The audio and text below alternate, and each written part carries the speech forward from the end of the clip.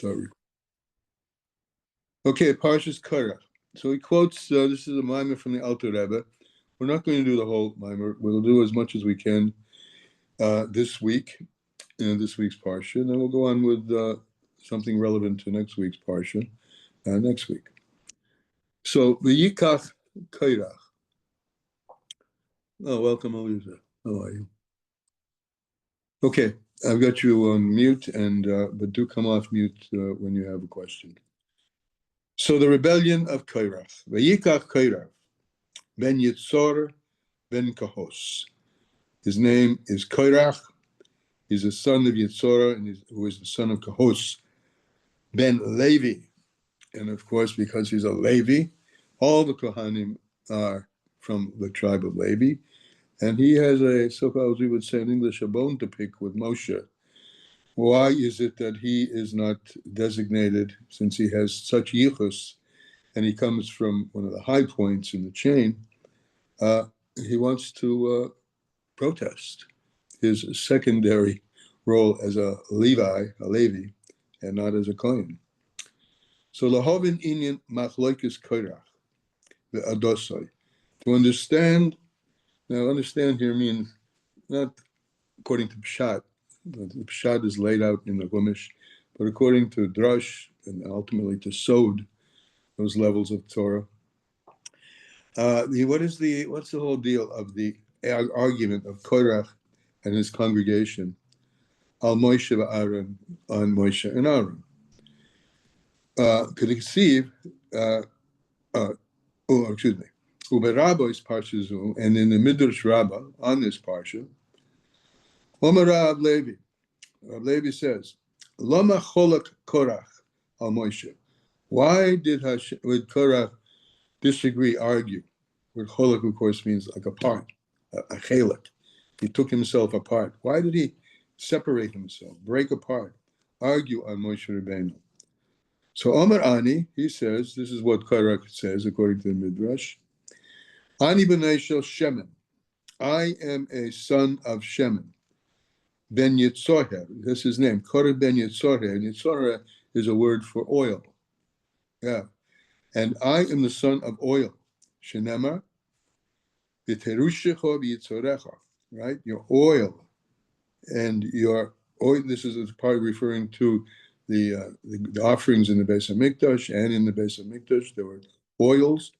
And he says, Asher nishva lavasecha. And it goes on and says, which has been sworn to your fathers, losesloch, to give to you. And this is Reish Parshas Echav. It says Tirosh ze yayin. Well, this is quoting from the Chumash, and in Parshas Echav, Tirosh ze yayin. And Tirosh is produce, but it's a particular kind of produce. It's associated with wine. Yitzoracha ze Hashem. So it has Tirosh, right? And then, but the word we're interested in is Yitzorecha, the Tzaddik Hei Reish, which he's the son of Tzaddik Hei Reish. He's the son of his Korach ben Yitzhar. And therefore he has at least he's claiming, and the name of a person shows on something very essential by the person. So he's claiming that he is really not only high in the hierarchy, but his name itself shows a kind of essence that really distinguishes him from everybody else. Because Shemen oil has this property, talk about distinguishing from everybody else. If you look at Shemen, mashkin titin es hashemen, if you take any liquid and you put oil in it, what happens? The oil nimser olelyon, the oil stays on the top. So here's his, at least a pillar of his argument. I am the son of oil. Oil stays on the top. And you've basically demoted me from the Kohanim, from the priesthood, from the kahuna, into just an ordinary lady. He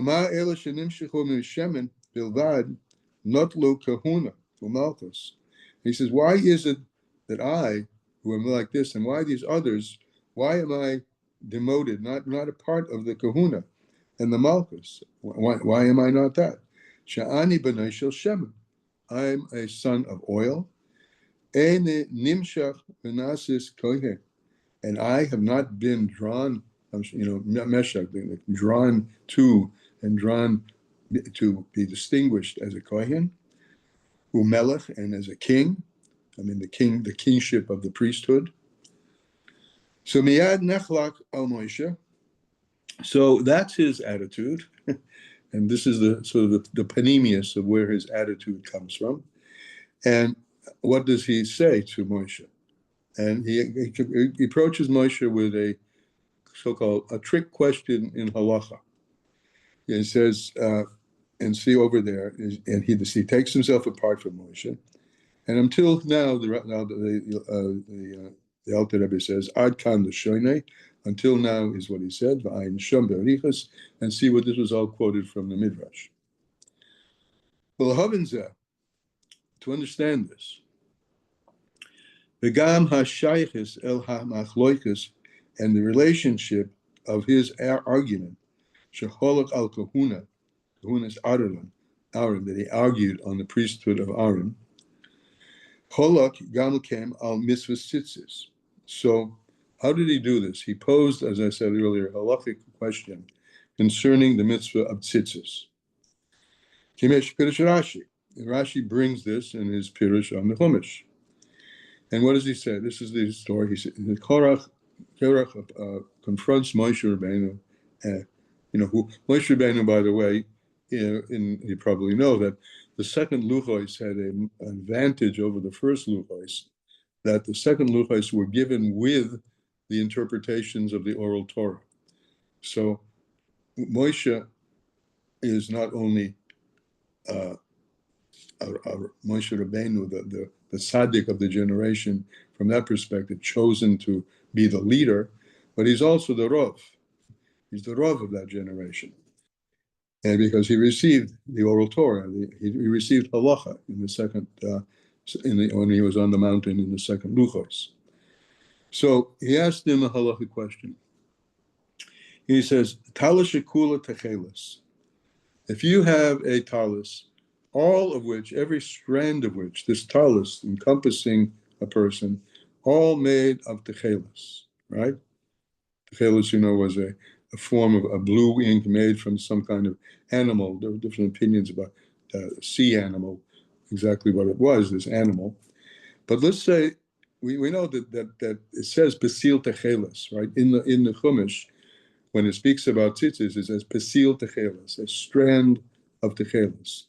So what if you have a talis that's entirely Techelis? Chayeves b'tzitzis, oi petura. Is it obligated now in tzitzis or not?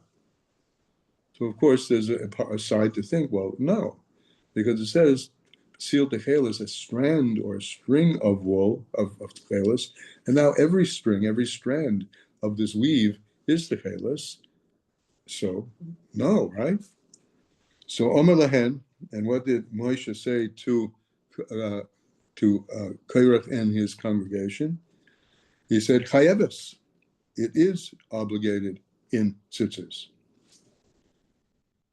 And then, Aschiloi lesachek elov, and Korach and his congregation began to laugh at him, at Moshe Rabbeinu. V'hu mavua v'rabbos, and this is all explained in Midrash Rabbos, Parsha Zu, in this Parsha, U b'Tanchuma, and in the Midrash Tanchuma. V'gam Isa b'Rabbos, shenitkana lefi shebelevin nemar ha'aviru tzaha. He was jealous. The late Levium had all their hair shaven, right? The Kohanim had all their hair shaven, and he had a kino against Moshe. He was jealous. The Aaron Ochiv koshtu, and Aaron, who was the high priest, he didn't have his hair all shaven. He had hair. He had a beard. Zoken Aaron, the beard of Aaron.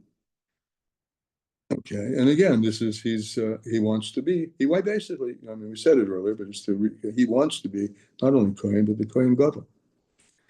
This is, it says, quoting that knowing that he had a beard, it says like good oil that drips down on the beard of Aaron. Yored al zoken Aaron, which dripped down on the beard of Aaron HaKohen. Okay, that's the setting of the opening of this week's parsha.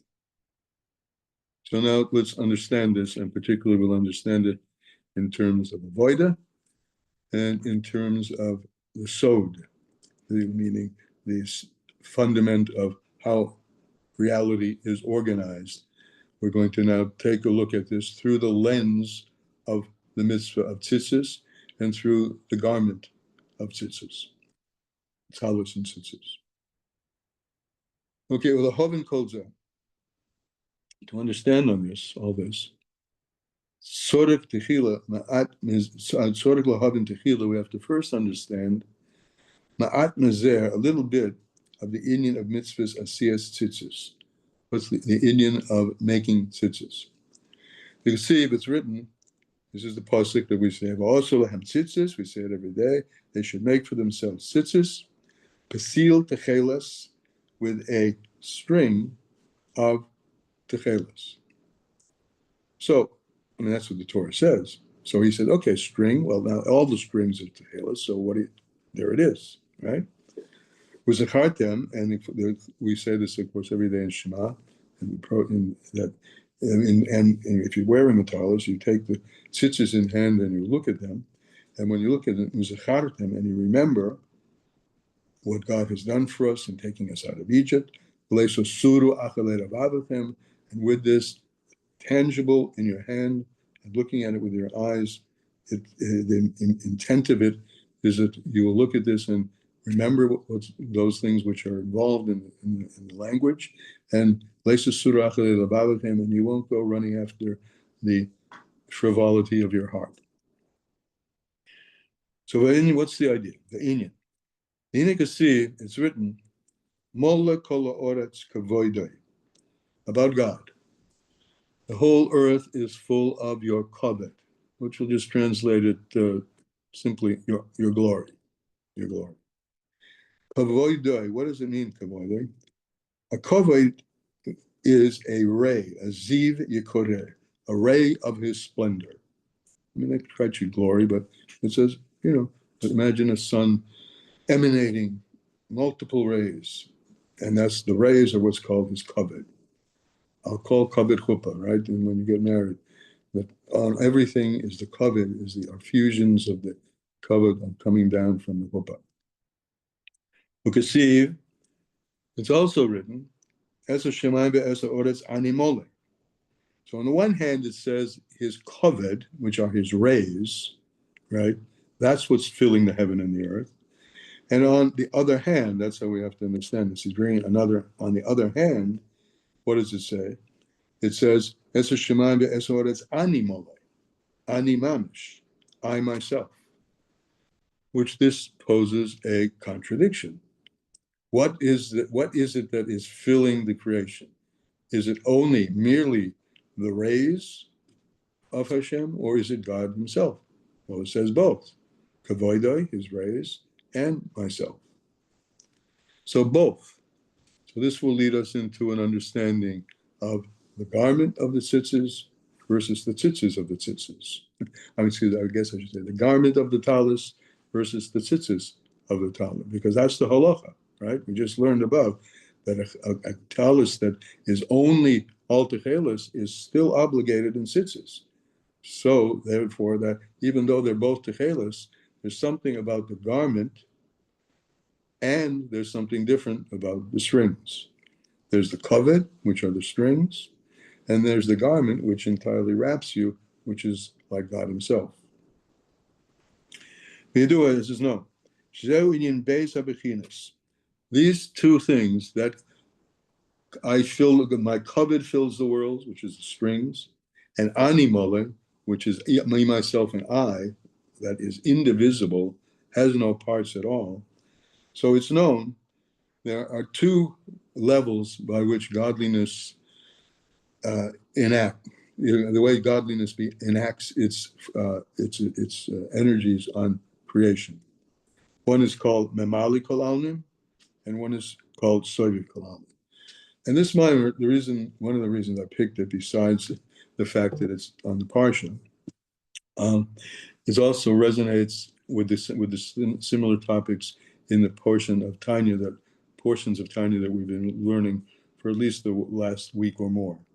So the talus is going to be emblematic of some understanding in God as he fills the worlds and God as he encompasses the worlds. Two different things. Amali Kol Almin, he fills the worlds. Soviet Kol Almin, he encompasses the worlds.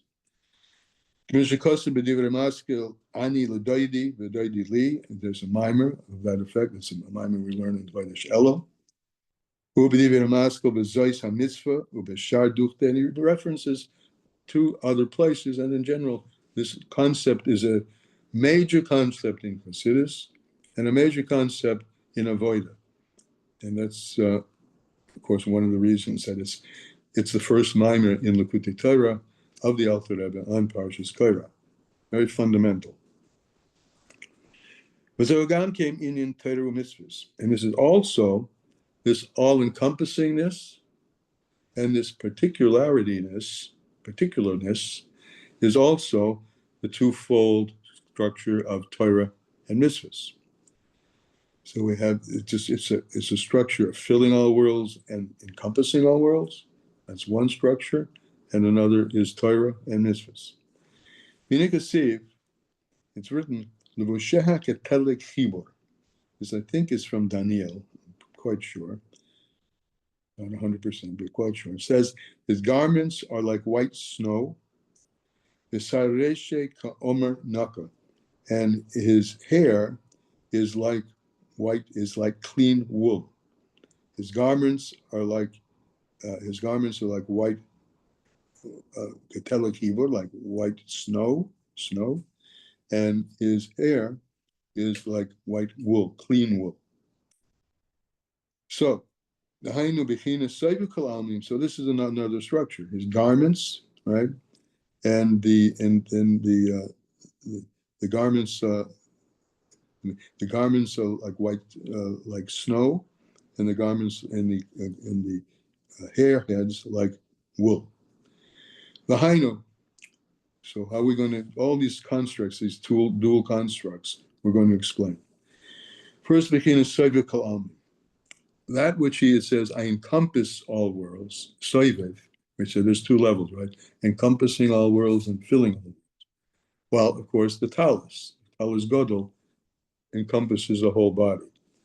Another mitzvah which we won't get into, he's using the mitzvah tzitzis and talus because that's relevant to our parsha, but another mitzvah that has a similar quality and which men and women are chayav in is the sukkah. The sukkah, on the one hand, encompasses you entirely. You have to be there.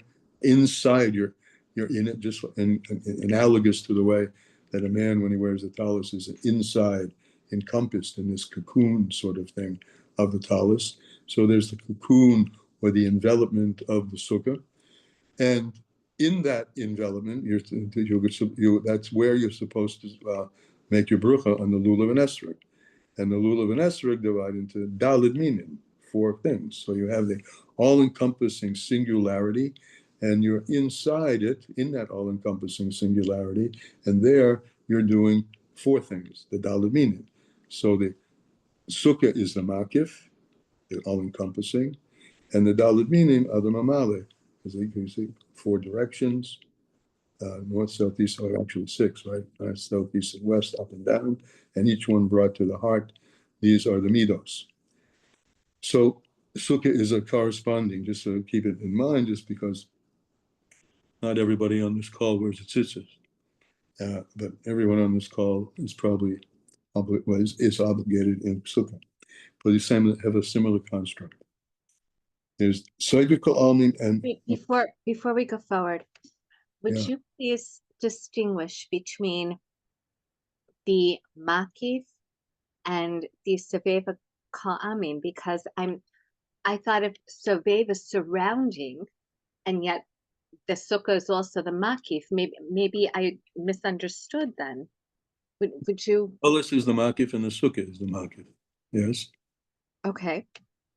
So then, if that's the makif and the garment is the makif, then in terms of sovev, I thought sovev was also the surrounding. Yes. It is. So So what's the difference between makif and sovev? Oh, they're two words for the same thing. Ah, thank you. Okay. Thank you. Sovev is literally surrounding, and makif is sometimes turns as hovering from above, but they go on the same structure. Yeah. Thank you. And mamale, filling all worlds. That's the pratim, the specificity of sovev is the allness of God, and mamale is the specificity, or we said, or the rays of God. Okay? Yeah, I think you're okay, right? Yes? Yes, thank you. Okay. So we'll start at the second to the last line. Ki bechinas soviv kol almin, that which is encompassing or surrounding all worlds, is nikol vusheha, is called the garment. The garment encompasses you, right? You wrap yourself in a garment. K'mishikosef Hashem molech geius lovesh. Hashem ruled, or melech, molech, I think it is past tense, geius lovesh. He dresses himself up in a geus, beautiful, splendiferous garment. He wraps himself up in a garment. V'zehu shoresh inyan hamitzvus. Remember that we said of the pairs, soivev umamale, their corresponding pair was Torah and mitzvahs. So this idea of wrapping himself in a garment, the garment, this is the shortage of the inyan of mitzvahs shenikror levushin. Mitzvahs are called garments. You step into them, right? There's something, and you get absorbed in it. So the mitzvahs also are associated with soive because what are mitzvahs? Mitzvahs are actualizations of God's will. The mitzvahs say what He wants, right? The Torah is generally His wisdom, and the mitzvahs are His expression of His will. And His will comes from a higher level. It's explained in other places in Chassidus. If a person wants something, that's what he puts or she puts his mind to. So the mind to, which is Chokhmah, right? Really, it gets driven by what your will is activated and connected with. What you will is what you'll start thinking about and bringing it down into action. And where do you find Hashem's will? What He wants? He wants the mitzvahs. The Torah is a way of comprehending, and if it's not all comprehended, it's also brought into emotion, Chokhmah bin and Das, brought into the heart, but it's all for Ma'aseh hu ha'ikar. The main thing we say, the Chazal say, Ma'aseh hu ha'ikar, which we translate loosely the main thing, but ikar means the root.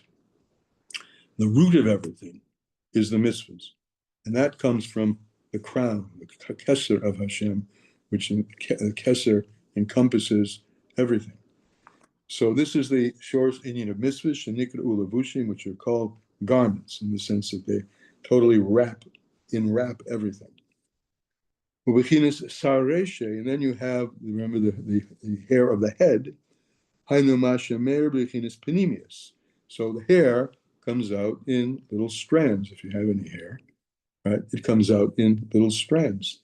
It's hard to count them. They're innumerable, but they're each little strands.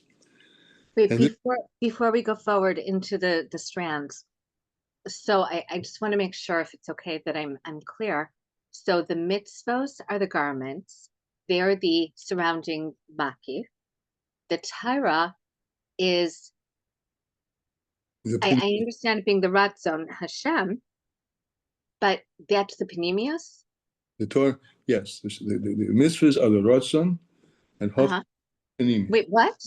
The Torah is the Ratzon. The mitzvos are the garments. No.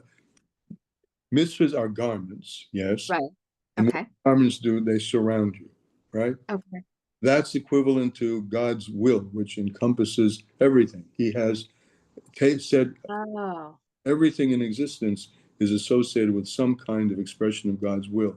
Either he wants you to be involved in it, that's, I say, and that what Rutz, I want you, and he wants you, by the way, Rutz means also to run. You're running this way when the positive mitzvahs, and or he wants you to avoid is the negative mitzvahs. Wanting attaches itself to all things. The food you eat, the places you go, the behaviors that you act out, all are part and parcel of what of the mitzvah system. 613 mitzvahs. Gematria Kesser, which is the gematria of crown, right?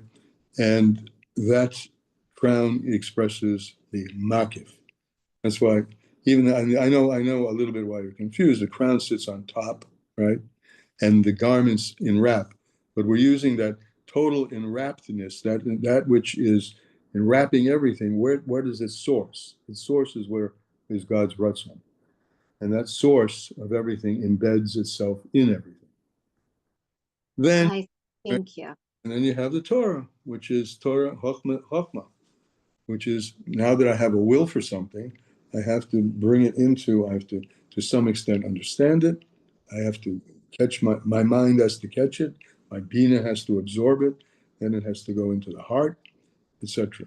And those are, as I'm doing with my hand, they become embedded within me. The kesser, Internalized. internalized. That's the good word. Good. Okay. Thank Yeah. you. So, and this is also now we're talking about. So when these internalized things, thank you, are examples of the way the allness, which is God's will for everything, becomes particularized in 613 different strands, we'll call them, only because now we're using another mushal, the strands of the hair on the head.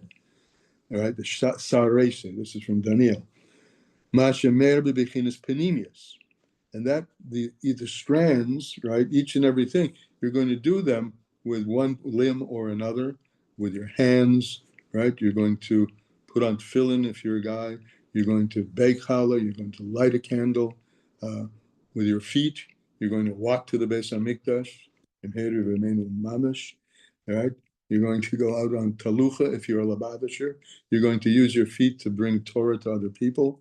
So that's the particularization of that all-encompassing will in mitzvahs. And that we as referred to the hair on the head. It's panimi. It's drawing it down in a way that it actually gets actualized.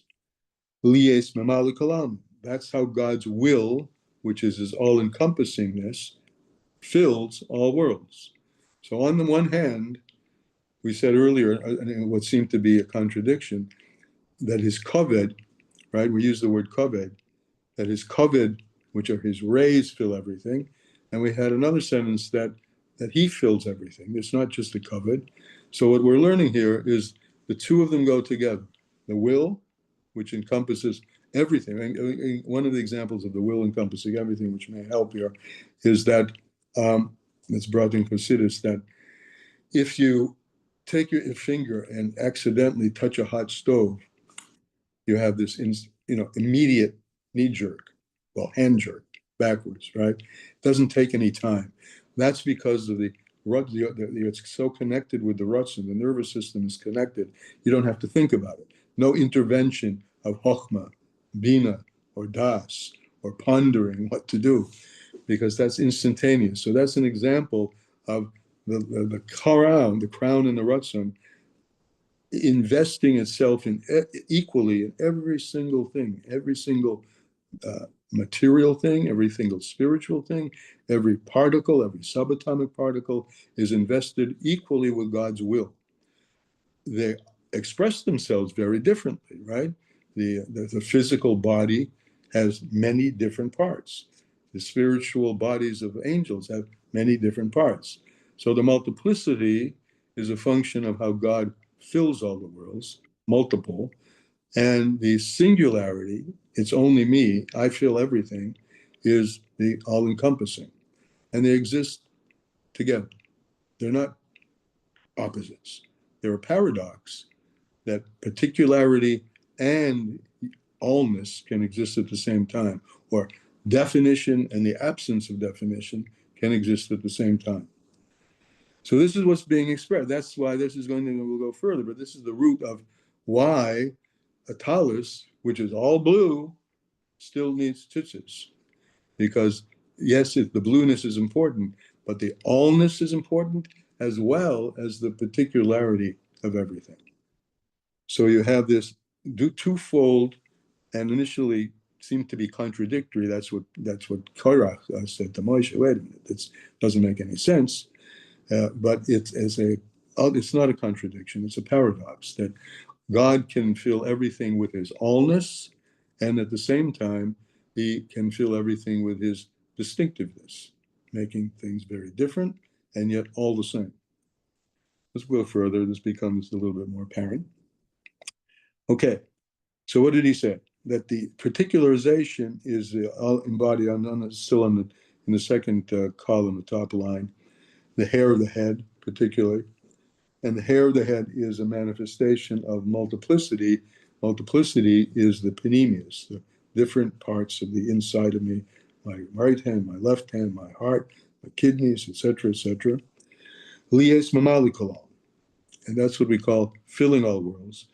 V'hu shorosh haTorah. And that's the root of the Torah. V'hine b'mitzvahs tzitzis, when it comes to the mitzvah tzitzis, yesh klalos beis bechinas. So now he says what I've just sort of said out loud before, that the tzitzis, the mitzvah of talus, embodies both bechinas. So elu. Commissioners Borla Il B'Divinamaski Ani Hashem Ani, I don't know which mimer it is, but he explained this in another mimer. Ani Hashem Ashesi Es Eschemei Eretz Mitzrayim. That's the first title, the beginning words of another mimer. Ki hatalis u bechinas levusheha, right? The surrounding, all-encompassing garment. V'lochein ikar mitzvah soyet, the root of its mitzvah of the talus, it should be loven, ketzemer, it should be mitzemer, it should be white, made from wool, hakavosim, from sheep. Shehu ke'inin levusheha ketelag hibo. This is again from Daniel. Her garment is like a garment of white snow. Bechinas soivikal almond, and it's a garment which is all-encompassing. That's soivikal almond. This is all to explain why Korach's logic, though it's logical, is incorrect. I mean, is not the truth. It's good logic, but it's not emes. But Mr. Kosev also see over here in Parshas Emer, being in Hakavosin, Hatfrid Yaakov, the sheep that Yaakov separated out, when he did his little trick with the sticks, and he wound up with more sheep than Lavan had. See over there's a mimer on that. So that's the garment, the all-encompassing garment, like white wool. But tzitzis, whereas the tzitzis, the strands, emgamkim min kanaf, they're of the same fabric. This is another little nuance that he hadn't introduced before. They're of exactly the same fabric, i.e., their godliness also, the strands, right? The separation, the discreteness of things is also a function of godliness, but the appearance of the godliness is discrete and separate. Strands of hair and 613 different mitzvahs. This is like the strands of hair. The lamed, you have that, which is an union of separation. And how is that reflected in the talus? There are lamed beis chutim, 32 strands, and 4 corners with 8 on each corner, 32. And it's kasiv, lamed beis nesivas hachokma. And this corresponds to a Kabbalistic union of there are 32 channels of Chokhmah. The singularity of Chokhmah gets channeled out into 32. And this is a fusion of godliness, which is called the or panimi, the light of God, which is in every single thing. Because Chokhmah, wisdom, is called the beginning of revelation. And Chokhmah comes from the ayin. So this is another whole world in itself. Chochmah, you may have heard this before, it's a drosh in Chassidus. Chochmah, you can take the letters and turn them around and you get koyach ma, the power of that which can only be said with a question, ma, what is it? In other words, there's a God, there's an expression of godliness that's so deep that it's totally beyond our understanding, and all we can do is wonder, right? Just wonder about it. It's a koyach ma. That's the power of what? What is it? And I can't say anything about it. So chochmah, though it itself is the beginning of separation, multiplicity, it'll go to bina, but it takes and is rooted in a source which is beyond that, which is the power of the allness. So chochmah, and there's another expression about chochmah. Chochmah me'ayin timotzeh. Chochmah comes from the ayin. Chochmah, which is the beginning of particularization, is rooted in the ayin, which has no particularization whatsoever. Or another way of saying it, that the multiplicity that exists in the world is rooted in and draws down the allness or the singularity. This is the whole title of the section of Tanya we're learning, Shar Yichud Ve'emunah, that this is a function of emunah to be able to, it's not a function of rational intellect to be able to get this. It's a function of emunah, that Hashem is one and the same, always, always undivided, and at the same time brings division and separateness into the world. So that's Chochmah Me'ayin Timot. So wait 1 second before we go forward. I'm sorry, I just want to make sure I'm understanding. Sure. So all the hair is coming from the same source, just as the Kadosh Baruch Hu is the one source, but the appearance that all the hair is coming out in this multitude of different strands, that's the appearance, but it still comes from the oneness. Am I understanding correctly then? Okay. Understanding correctly.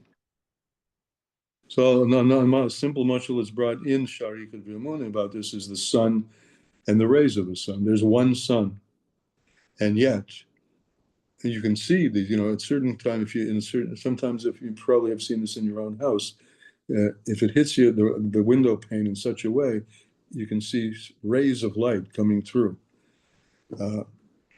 How does that oneness deliver the experience of rays? Because it contains within the oneness the ability to radiate in multiplicity. Within the oneness is the ability to radiate in multiplicity. That's Soiviv and Mamali. This is the talus. It's one thing, right? I make a brucha on this. I don't make one brucha on the garment and another brucha on the strings. I'm making a brucha on the whole thing. Yet the whole thing has these two inherently very different components. One which is totally undivided and wrapped around me, like snow, right? His garment is like strands of like snow.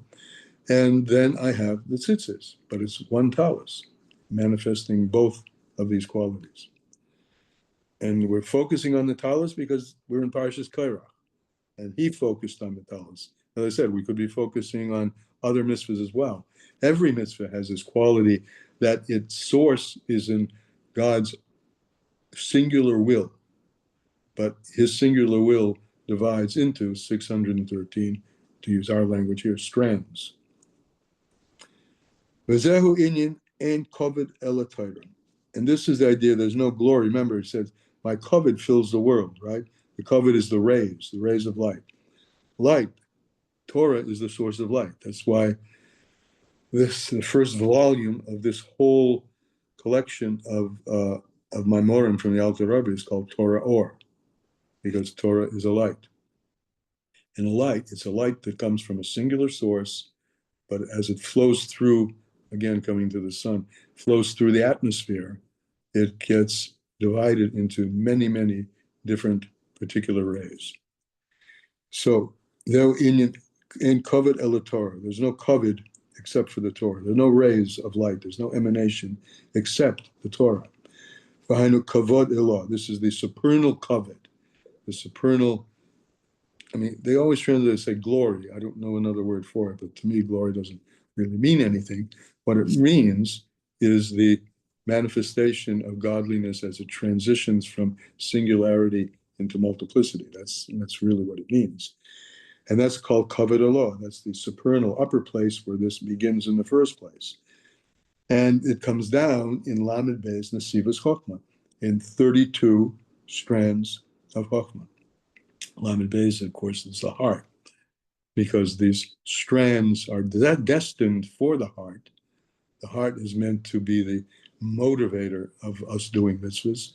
Our heart longs for a connection with Hashem, and the way to connect with Hashem is through mitzvahs, because, as the Rebbe has said over and over again, mitzvah, the word mitzvah is from Lashon tzavta, which means to bind and to connect. And we say, Borah kavod Hashem me'mekoimeh. Blessed is the kavod of Hashem from its place. Its place is a place of singularity, but it comes down in multiplicity, the kavod, the rays. Also written in another mimer, which begins, Ki al kol kavod kavod chuppah, that over all glory, over all rays, over all shinings, over higher than and deeper than all light, is the shining in the rays of light of the chuppah. As I'm saying, Ki al kol kavod chuppah. And also in another mimer begins, which Divrei Maskil Lasasusi, and I'm not familiar with that mimer at all. Ayin Mashikosav see also in another mimer, V'diavad Elokim, where it says, the whole pasuk, Anochi Hashem Elokecha, I am Hashem your God. This itself is darshan many different times and places. The two words for Havaya and Elokim, Ani Havaya, I am Havaya. And Havaya, Yud, K, Vav, K, the Yud connotes continual action. It's derived from a pasuk in Eov. And Yud, Hav, the continual state of being, the unchangeable state of being, the always, never stopping state of being that nothing can interfere with. This is Havaya. And Elokecha, Ani Hashem Elokecha, or Hashem Elokim, which we say so many times in Bruchas, Baruch Hashem Elokeinu, right? Elokeinu goes on the taking of that allness and manifesting it, Elokeinu is plural, right? In the multiplicity. So Anochi Hashem Elokecha embodies the same paradox. I am the Yud Ke Vav Ke. I am singular. I am the singular point of all being. And nevertheless, I'll manifest myself in an infinite multiplicity. If 1 second, if I may. So not until this morning when I was, going through Tanya, and it was brought to my attention that every letter, when it comes to how a cipher writes the aleph base, starts with a yud in the upper right part of that os. And so now what you're saying and tying it together is that, so if the yud is, as you just said, the ever, how did you put it in terms of the chain, the ever-present allness is the ever-present allness. Yeah. And even if its state appears to change, it doesn't really change. So it may appear to change into all of the aleph base, but really the state itself of the yud does not change. And the state of HaKadosh Baruch Hu's ratzon that comes out through the aleph base and how he created the world and the Torah, we come full circle. It doesn't change. Right. Listen, if you learn this in today's Tanya, or during the section of the Tanya for each day, yeah. So you have a good teacher, because that point about everything beginning with Yud is not brought in Tanya, but it's no, it's not. It was not inside. It was an addition at the end of today's version. And it's an excellent thing to keep in mind, that every letter with all of their different shapes all begin with a Yud. That's the beginning. And that's what he says. Im ein Chochma ein Yer. If you don't have Chochma, Chochma is the Yud, right? And if you don't have it, now we'll just translate it simply like in plain English. If you don't have Chochma, you'll never fear Hashem, right? Because, but what it means, and more deeply, Chochma is the point, which is the prerequisite for the extension of everything. And it's in the extension of everything that brings you to having some trepidation about separating yourself from Hashem. Somebody's hand is up. All I see is a big fat hand. Mine. I'm sorry, but I have a question with that. Right. If Yud is Chachma, and we also said that Chachma is Lamed Beis 32, and that Chachma comes from Ayin, then where do we go from Yud, which is 10, to Lamed Beis 32? I know that you said the 32 we know are the 32 There are only two of the strands of Chachma. the strands of Chachma, but how do we get there? Okay, we'll get there in a construct that we haven't probably talked about much at all. Each of the spheros has, and each of everything, once you're getting into each thing, anything, has a rosh, toich, and soif, a top, a middle, and a bottom. So, and in the language of Chassidus is the panemius of Chochmah, there's the intermediate part of Chochmah, and there's the externality of Chochmah. And it's the top and the bottom that we're most interested in. The panemius of Chochmah is really where you say Chochmah me'ayin timotzai, that Chochmah has a relationship to the ayin. All right, but remember, this ayin now is being, even though it's compressed to a singular point. Well, the person who told you about the letters may not have gone into. Every letter has a tag on top and a tag on the bottom. And look at the yud. It's not just a singular point. Look at a yud. It's hard to see it in a page this small. But no, you can see it. If you stare at a yud, you'll see a little hook above, a very wide dot in the middle, and then a hook below. So this is a long-winded way of answering your question, but this is your question. The top part is Chochmah me'ayin timotzei. Chochmah can relate to the ayin. The middle part is its beginning to, in language, it's sort of borrowed language, gestate, the seminal drop, right? We'll use that as the metaphor. Now, in that seminal drop is a potentiality for widening out. And that potentially for widening out is the beginning of the multiplicity. And then the multiplicity actually gets expressed on the lower part of that dot of Chochmah. And that's, see how it's, if you look at it, the lower part of is bent like this toward the left, which is Bina. So the top part relates to the ayin. The middle begins sort of the cooking. I'm using that word lightly and with a smile. And then it comes out at the bottom and now has a relationship to Bina. So Chochmah goes through a transition from being initially close to the ayin and ultimately developing a closeness and an ability to the yesh, to the something.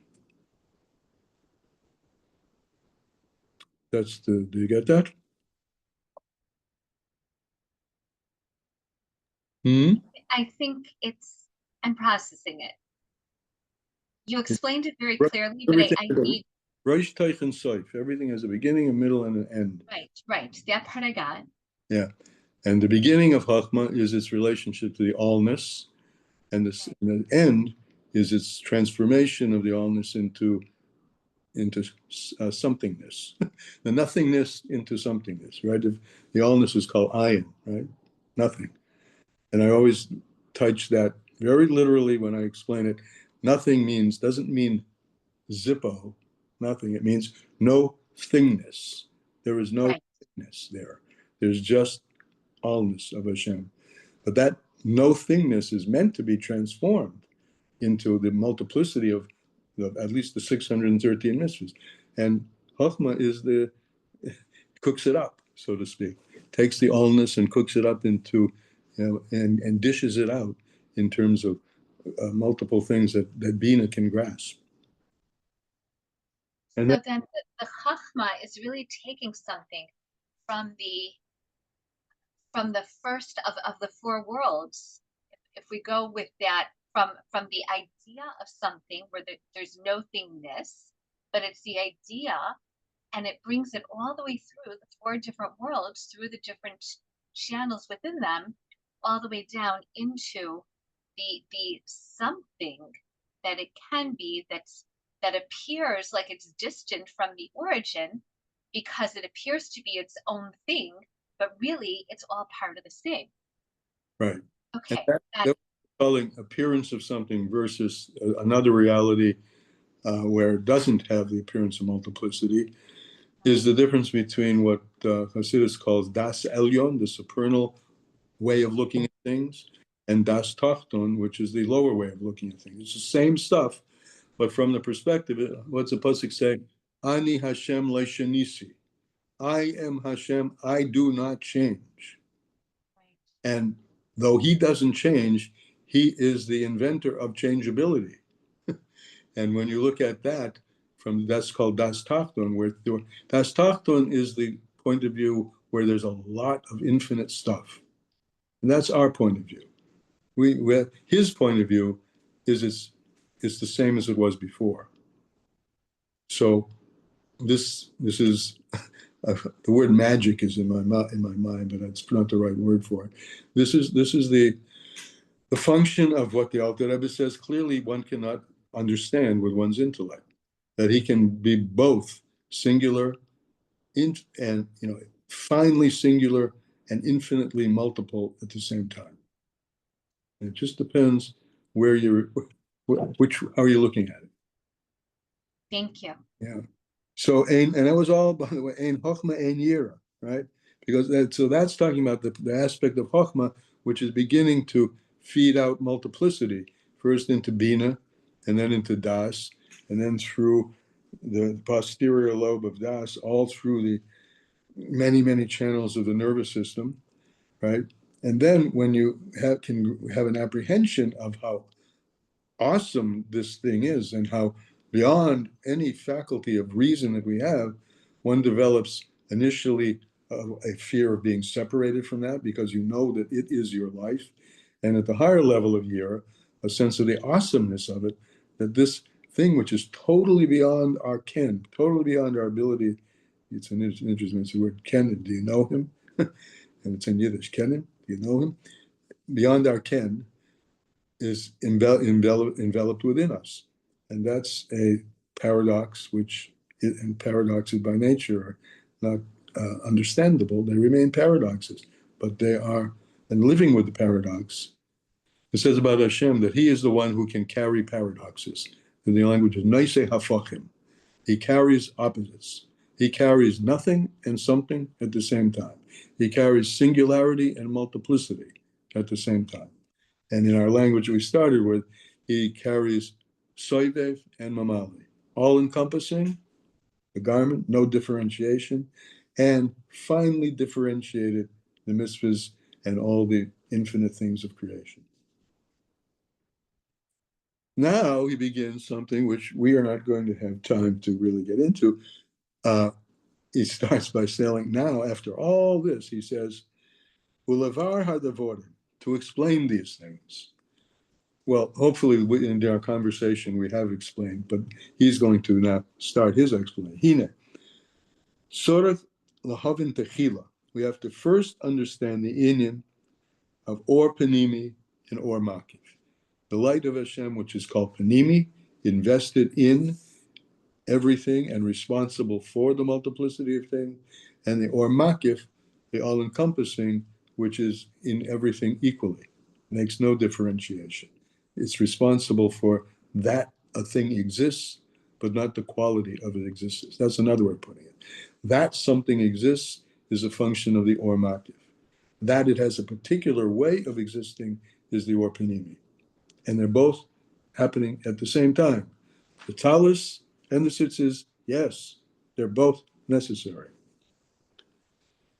Ubechinas igulim v'yosher. In another language, this is a language of Kabbalah, of understanding this, or another way that's expressed, is circles and straight lines. Circles, obviously, right, the all-encompassing, and the straight line, the rays that come from it. Circles and rays. The ayin is this, and then we'll go a little bit, and then we're going to have to stop this. The ayin is this. In the or panimi, right, this is the stuff, the light, which is responsible for the particularity of everything. Ki or panimi, ainu ma shenichnas umithyashe bihakli, the ray of light which is designed for a particular vessel and therefore fits that vessel just nicely, like a hand in a glove. Bibichinas yosher, bibichinas yosher, and that's called straight, as opposed to circular.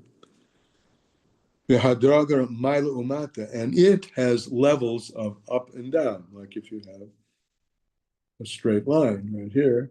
I mean, I'm holding it this way purposely so you can see up and down, right? So Mamale has top and bottom. It has really all six directions, north, south, east, and west, and top and bottom.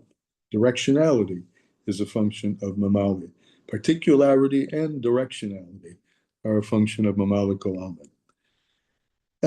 So above and below, and he gives example in the spheros, Chabad, the upper level, the head, Chachma Bina Das, and then Chagas, Chesed Gevurah Teferes, and the lower levels, all Netzach Hod Yesod. This is structure, right, left, and middle, up and down, Mamalik Olam. That's the whole reason that there are layers, levels of worlds. Atzilus, the highest, and Asiya, the bottom. That's all Mamalik Olam. Or Makif, on the other hand, it's a light, and this you have to be careful with this language. The first will say what he said. This is impossible to enter into the Keli at all. And this you have to, this is important, what I'm about to say. Not because I'm saying it, but it doesn't enter, it does enter into it. But the language is, it doesn't enter into it in a way that makes this particular thing distinctive. The or Hamakif is the essential beingness of everything equally. That a rock exists and that an angel exists, the fact that they are extant, and they're both extant, that's a function of or hasoive. The fact that they're really, really different, right? The animal down here below and the animal soul above, one totally grub and physical, the other totally ruchnius and gashmius, two different things. That's a function of the or panimi. But the fact that it exists at all, anything from the smallest grain of sand to a being in the world of Atzilus, they're both equally in a state of being. The quality of their being is different, but they're both in a state of being. That they're all in a state of being is a function of or makif, and that they are different is a function of or mamali. So you have to be careful, because you're going to see this a lot in Chassidus, that we said that the surrounding light doesn't enter into the keli at all, meaning it doesn't give rise to the thing that distinguishes one vessel from another. Because the or makif is a great light, Venisha Lamaila, and it remains above. See, this is another. The two characteristics of or soive, which are, I think, make it, which are mentioned a lot, is number one, it's a function which is everywhere the same, and it's completely hidden. You don't see the or makif. What you see is the or mamali. What you see is the difference between this and that. But the fact that these two things are existent, extant, is a function of the or soiv. So that's what we mean. It doesn't enter into them because of the great light, meaning the great level of the light. Venisha Lamaila, and it remains above. And above doesn't mean it's hovering above. It means it remains beyond distinction. It's Lamaila min hakeli. It's with the language, it's higher than the keli because it's higher than any distinctiveness. It's deeper. One second. I'm just thinking about the fact that Because I know there's a different mimer that we went through, talking about the sun versus the moon, and so really when it comes to the inability presently to see the true or a hamakif, because we're within it, we can't see, we can only see a ray when part of the sun, for example, is covered, then we can only see a ray. So is geula the ability then to fully see the or hamakif? Yes, that's one of the things it says about geula. Okay, thank you. Yes. V'gam hu b'chinas eagle, and this makif we also call a circle, because a circle encompasses everything within it equally. Shari makif harosh v'haregel. There's a top and a bottom, but really on a circle, you can't really say where's the top and the bottom. We can. I mean, if it's directionally, I'm drawing the circle in the air in front of my face, right? So if I stop here, I'll call that the top, because down here I'll call the bottom. There's a beautiful yom. I think we're going to have to end with this just in terms of time. That answers a question, a question that nobody thinks about, and neither did I until I read this yom, from the Frierdiker Rebbe. He asked the question, why don't the people on the bottom of the earth fall off? It's the bottom. We're on the top. I mean, northern hemisphere, southern. If you take that orientation, we're on the top. Fine, right? But they're on the bottom. And the answer is because everything is top or bottom when it comes to a makif, an all-encompassing thing. There really is no top or bottom. It just happens we call it a top wherever we are. If I'm in California, I mean, the expression is that when Torah was given, Matan Torah, we learn in Chazal, and I don't know where, that Matan Torah only affected the top half of the earth. And the top half of the earth is the east, back that way. Europe, Asia, Persia, Asia, China. It didn't affect the lower, that's the language I use. It didn't lower the half of the world, which was the lower world, which is the Western Hemisphere, west of the Atlantic, which was America. And that's a Chazal. And from that, at least in Chabad, I don't know, in other, that one of the positivities of the forced expulsion of our people from Europe was that the Torah came to America. And as a result of which now the whole earth is full of Hashem's glory, which hadn't existed until the expulsion from Spain in the 1400s. And then I don't have to name all the other terrible things that we've gone through, which resulted in this coming to the Kador HaTachton, that's what it's called, the lower half of the earth. But really there is no top or bottom. And that's where we're going to end. From the Or Makiv's perspective, there is no top and bottom. From the Or Panimi's expression, there's strings, there is top and bottom.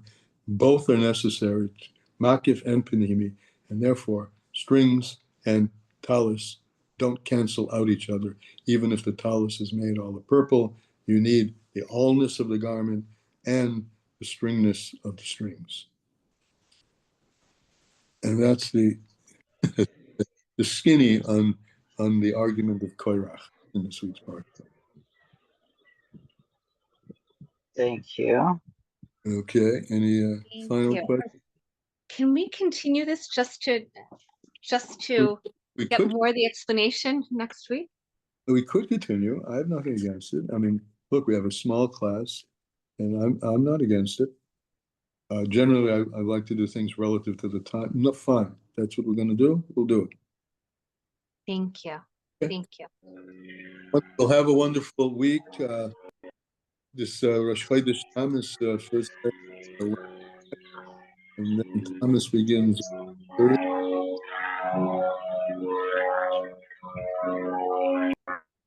I don't know what that background is, but we have. Sorry, it's an airplane. I'm getting again. That's an airplane? Yeah, I'm in Seattle. That's like a seaplane, I think, that lands in the lake, I think.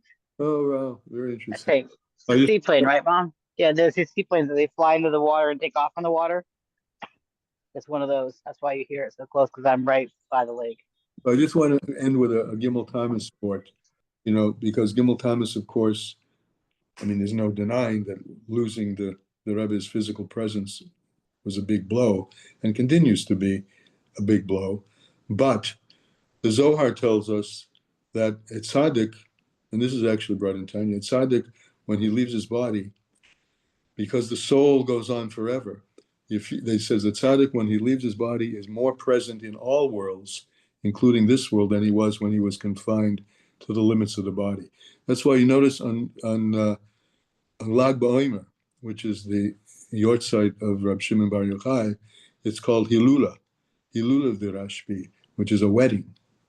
So what's going on in Gimel Thomas, and it's amazing in connection with what's going on in the world, is an effusion of Rebbe, of the energy of the Rebbe and everything the Rebbe stood for is coming up and coming this Motzei Shabbos and Sunday. So we'll see what happens, developments in the world between now and then, and they should only be positive. I'm telling my son, Amen. I'm having a conversation. Amen. My son publishes a magazine, and I've been telling him, and he agrees with what I'm about to say, that in the past few days, we've seen videos of the Rebbe with of Netanyahu with the president of Argentina looking at a picture of the Rebbe that the Rebbe gave to Netanyahu, and Netanyahu calls the Rebbe a prophet in that video. And then we've seen Donald Trump in his, after the bombing of the bomb busting, talking about God. Twice he mentioned God. And I told my son, I said, this is the time, all the messaging has to change. This is not about liberal and conservative. This is not about positive. This is all about bringing God into the picture. This is a huge opportunity for real turning point, real geula, and Hashem should help it. Yehirot son that it should be this way. Amen. Amen. Thank you. Have a wonderful week. Yeah, thank you. Good night. Be well. Safe trip to you. Thank you. Good night.